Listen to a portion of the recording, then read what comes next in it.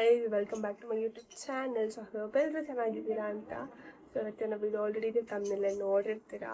So ಕೊನೆವರೆಗೂ ನೋಡಿ ಯಾರು ಸ್ಕಿಪ್ ಮಾಡ್ತಾರೆ. ಸೊ ಯಾರೆಲ್ಲ ಇನ್ನೂ ನನ್ನ ಚಾನೆಲ್ನ ಸಬ್ಸ್ಕ್ರೈಬ್ ಮಾಡ್ಕೊಂಡಿಲ್ಲ ಬೇಗ ಹೋಗಿ ಸಬ್ಸ್ಕ್ರೈಬ್ ಮಾಡ್ಕೊಳ್ಳಿ ಆ್ಯಂಡ್ ನಿಮ್ಮ ಫ್ರೆಂಡ್ಸ್ ಫ್ಯಾಮಿಲಿಗೆ ಶೇರ್ ಮಾಡಿ ಆ್ಯಂಡ್ ಲಾಸ್ಟಲ್ಲಿ ಕಮೆಂಟ್ ಮಾಡಿ ಆ್ಯಂಡ್ ನೀವು ಕೂಡ ಟ್ರೈ ಮಾಡಿ ನೋಡಿ ನಿಮ್ಮಲ್ಲಿ ಆ್ಯಂಡ್ ತಿಳಿಸಿ ನನಗೆ ಹೆಂಗಿತ್ತು ಅಂತ. ನಮ್ಮ ಮನೇಲಿ ಇವತ್ತು ಏನಂದರೆ ಏಡಿಕಾಯಿ ಸಾಂಬಾರು. ಏಡಿಕಾಯಿ ಹೇಗೆ ಮಾಡೋದು ಅಂದರೆ ನಾವು ಹಳ್ಳಿಲಿ ಮಾಡ್ತಿದ್ವಲ್ಲ ಆ ಥರ ಮಾಡೋದು ಏಡಿಕಾಯಿಗೆ ನಾನು ಅವರು ಕ್ಲೀನ್ ಮಾಡಿ ತೊಗೊಂಬಂದಿರೋ ಏಡಿಕಾಯಿ ಕ್ಲೀನಾಗಿ ಅರಿಶಿನದ ಪುಡಿ ಉಪ್ಪು ಹಾಕಿ ಕ್ಲೀನಾಗಿ ವಾಶ್ ಮಾಡಿ ಇಟ್ಕೊಂಡಿರೋ ನೋಡಿ ಏಡಿಕಾಯಿ ಅಂಗಡಿಯಿಂದ ತಂದಿರೋದು ಕಾಣಿಸ್ತಾ ಇದೆ.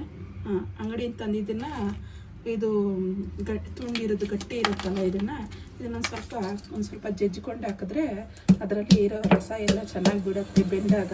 ಇದು ಏಡಿಕಾಯಿ ಏನಕ್ಕೆ ಒಳ್ಳೆಯದು ಅಂದರೆ ಸನ್ನಿಗೆ ಕೈಕಾಲು ನೋವಿಗೆ ಎಲ್ಲ ತುಂಬ ಒಳ್ಳೆಯದು. ನಾವು ವರ್ಷಕ್ಕೊಂದ್ಸರಿ ಆದರೂ ಈ ಥರದನ್ನ ಸಾರು ಮಾಡಿ ತಿಂದರೆ ತುಂಬ ಆರೋಗ್ಯಕ್ಕೆ ಒಳ್ಳೆಯದು. ಈ ಥರ ಇದನ್ನ ಸ್ವಲ್ಪ ಹಿಂಗೆ ಜಜ್ಜಿಕೊಂಡು ಸಾರಬೇಕು ಚೆನ್ನಾಗಿ. ಅದು ರಸ ಬಿಟ್ಟಾಗ ಸಾರಲ್ಲಿ ಅದು ರಸ ಹಿಡಿದಿರುತ್ತಲ್ಲ ಆರೋಗ್ಯಕ್ಕೆ ತುಂಬ ಒಳ್ಳೆಯದು. ಊರಲ್ಲಿ ಹಳ್ಳಿ ಕಡೆ ಎಲ್ಲ ಹೀಗೆ ಮಾಡೋದು.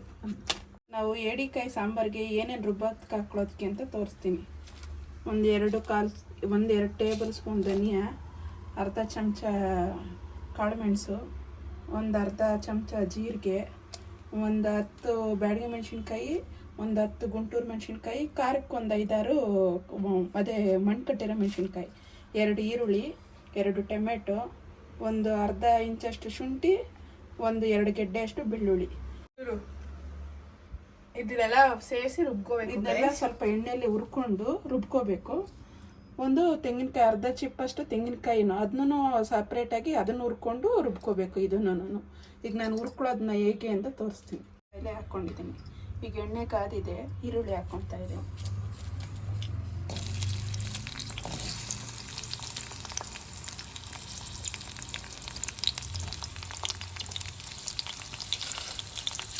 ಅದಕ್ಕೆ ಬ್ಯಾಡಗಿ ಮೆಣಸಿನ್ಕಾಯಿ ಮತ್ತು ಖಾರದ ಮೆಣಸಿನ್ಕಾಯಿ ಹಾಕ್ಕೊಂಡು ಮತ್ತು ಬೆಳ್ಳುಳ್ಳಿ, ಶುಂಠಿ, ಕಾಳುಮೆಣಸು, ಧನಿಯಾ, ಜೀರಿಗೆ,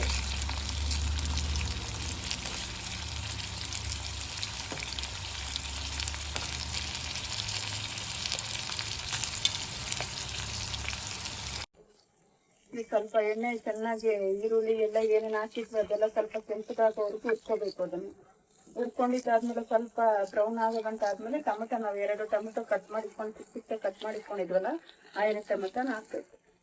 ಆ 2 ಟೊಮೆಟೊನನ್ನು ಚೆನ್ನಾಗಿ ಎಣ್ಣೆಲಿ ಬಾಡಿಸ್ಕೋಬೇಕು. ಹಸಿ ಸ್ಮೆಲ್ ಇರಲ್ಲ, ಚೆನ್ನಾಗಿರುತ್ತೆ. ಬಾಡಿಸ್ಕೊಂಡು ರುಬ್ಬಾಕಿದ್ರೆ ಚೆನ್ನಾಗಿರುತ್ತೆ.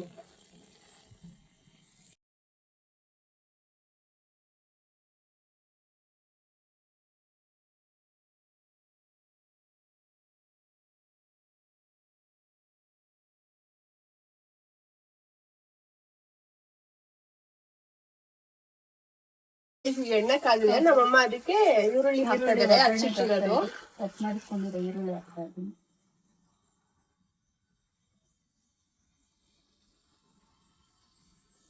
ಇಷ್ಟು ಗಮ್ಮತ್ತಿದೆ ಫ್ಲೇವರ್.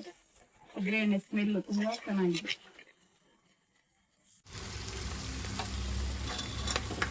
ಈರುಳ್ಳಿ ಚೆನ್ನಾಗಿ ಕೆಂಪಗಾಗಿದೆ. ಏಡಿಕಾಯಿನ ಒಗ್ಗರಣೆಗೆ ಹಾಕ್ತಾ ಇದ್ದೀನಿ. ಅವಾಗಲೇ ತೊಳೆದಿಟ್ಟು ಮತ್ತೆ ಅದಕ್ಕೆ ಅರಿಶಿನ ಹಾಕಿ ಉಪ್ಪು ಹಾಕಿ ಬೆಚ್ಚಿದ್ರಲ್ಲ ಅದನ್ನು ಇದಕ್ಕೆ ಹಾಕ್ತಾರೆ.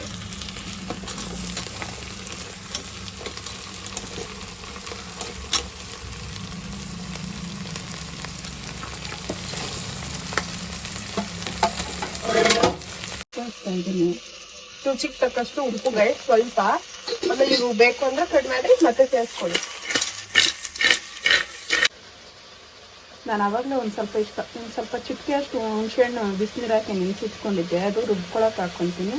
ಅದು ರುಬ್ಕೊಳ್ಳೋದು ಬೇಡ ಅಂದರೆ ಕೈಯಲ್ಲಿ ಬಿಟ್ಬಿಟ್ಟು ಸಾರು ಕುದಿತಾ ಇದ್ದಾಗ ಬೇಕು ಅಂದರೂ ಹಾಕ್ಬೋದು. ಇವಾಗ ನಾನು ಆವಾಗಲೇ ಟೊಮೆಟೊ ಮತ್ತು ತೆಂಗಿನಕಾಯಿನ 2 ರುಬ್ಬಿ ಪೇಸ್ಟ್ ಮಾಡಿಟ್ಕೊಂಡಿದ್ದೀನಿ. ಅದು ಇದ್ರೊಳಗೆ ಹಾಕ್ತಾ ಇದ್ದೀನಿ.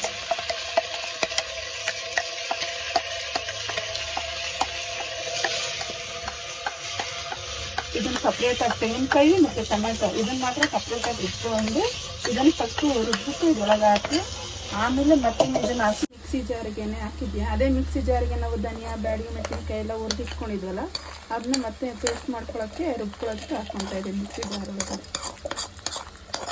ಒಳಗಡೆ. ಮಿಕ್ಸಿ ಜಾರಿಗೆ ಒಂದು ಸ್ವಲ್ಪ ಕೊತ್ತಂಬರಿ ಸೊಪ್ಪು ಹಾಕೋಬೇಕು. ಇದೆ ಅದಕ್ಕೆ ರುಬ್ಬಿಟ್ಕೊಂಡಿರೋ ಪೇಸ್ಟು ಅದ್ರ ಜೊತೆ ಹಾಕ್ತಾಯಿದ್ದೀನಿ. ಗೈಸ್ ನಮ್ಮಮ್ಮನ ವಾಯ್ಸ್ ಸ್ವಲ್ಪ ಡೌನ್ ಆಗ್ಬಿಟ್ಟು. ಗೈಸ್ ಅದು ಪೇಸ್ಟ್ ಎಲ್ಲ ಮಾಡಿದ್ದು ಹಾಕಾದ್ಮೇಲೆ ಅದು ಫುಲ್ ಮಿಕ್ಸಿ ಎಲ್ಲ ನೀಟಾಗಿ ಅದರಲ್ಲಿರೋದೆಲ್ಲ ಪೇಸ್ಟ್ ಹಾಕಿ ಚೂರು ನೀರು ಹಾಕಿದ್ದಾರೆ ಅಷ್ಟೇ.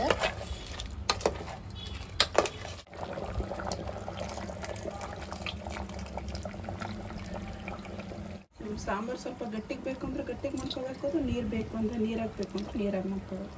ನಾನು ಸ್ವಲ್ಪ ಮೀಡಿಯಮ್ಮಾಗೆ ಮಾಡ್ಕೊಂಡಿದ್ದೀನಿ. ಇದೆಯೇನು ನೋಡಿ, ಚೆನ್ನಾಗಿ ಕಾಣಿಸ್ತಾ ಇದೆ ಅಲ್ವಾ? ನೀರು ದೋಸೆಗೂ ಚೆನ್ನಾಗಿರುತ್ತೆ, ಇಡ್ಲಿಗೂ ಚೆನ್ನಾಗಿರುತ್ತೆ. ನಾನು ಸ್ವಲ್ಪ ಕುದಿಬೇಕು, ಕುದ್ದು ಬೆಂದರೆ ಚೆನ್ನಾಗಿರುತ್ತೆ. ಏಡಿಕಾಯಿ ಸಾರು ಕಂಪ್ಲೀಟ್ ಆಗಿದೆ. ಸೊ ಇವಾಗ ಸರ್ವ್ ಮಾಡ್ತಾ ಇದ್ದೀವಿ ಮುದ್ದೆ ಜೊತೆ.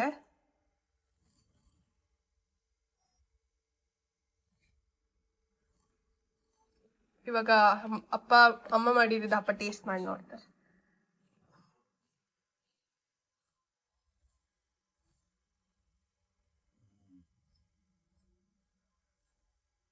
ಹೆಂಗಿದೆ? ಹೌದು.